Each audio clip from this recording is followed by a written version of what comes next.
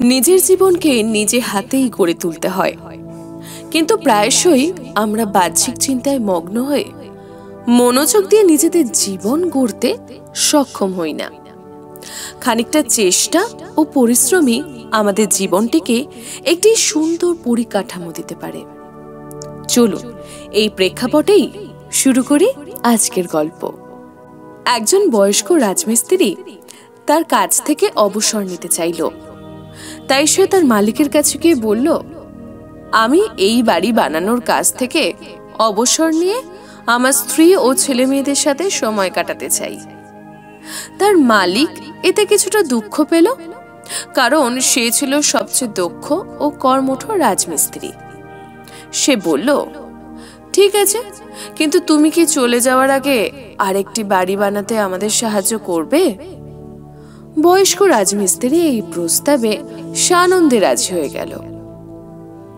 কিন্তু কাজ শুরু করার পর দেখা গেল তার মন সেখানে ছিল না, এবং সে সব সময় তার অবসরের কথা ভেবে অন্যমনস্ক থাকত।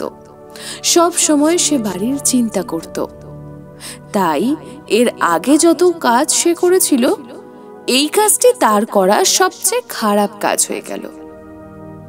যখন সে বাড়িটি তৈরি করা শেষ করলো, তখন তার মালিক বাড়িটি দেখতে এলো এবং বৃদ্ধের হাতে বাড়ির চাবি দিয়ে বলল, এটা এখন থেকে তোমার বাড়ি, তোমার প্রতি আমার উপহার।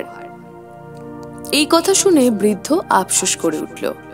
সে মনে মনে ভাবল, হায় হায়, যদি আমি শুধু একবার জানতাম যে আমি আমার নিজের বাড়ি তৈরি করছি, তাহলে এটা আমার জীবনে করা সবচেয়ে ভালো কাজ হতো। বাস্তবেও আমরা প্রতিটা দিন আমাদের জীবনকে এই বাড়ির মতোই তৈরি করে চলেছি, কিন্তু আমরা প্রায়ই তা ভুলে যাই। আর তাই সব কাজে আমাদের ভালোটার চেয়ে অনেক কম চেষ্টা করি, অনেক কম পরিশ্রম করি।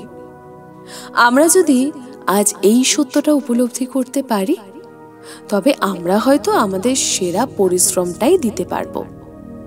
আমরা আমাদের জীবনের ফেলে আসা দিনে ফিরে যেতে পারি না। আপনার জীবনের সেই রাজমিস্ত্রিটি আপনি, যে প্রতিদিন ইট কাঠ পেরেক দিয়ে আপনার জীবনটাকে গড়ে তুলছেন।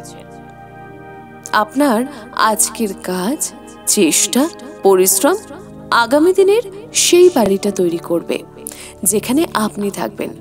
তাই আজই যত্নবান হন। আজকের পডকাস্ট কেমন লাগলো অবশ্যই জানাবেন। আপনাদের কাছে এমন অনুপ্রেরণামূলক কোনো গল্প থাকলে আমাদের সঙ্গে শেয়ার করবেন। আপনাদের গল্প সবার কাছে পৌঁছে দেব আমরা আমাদের পডকাস্টের মাধ্যমে।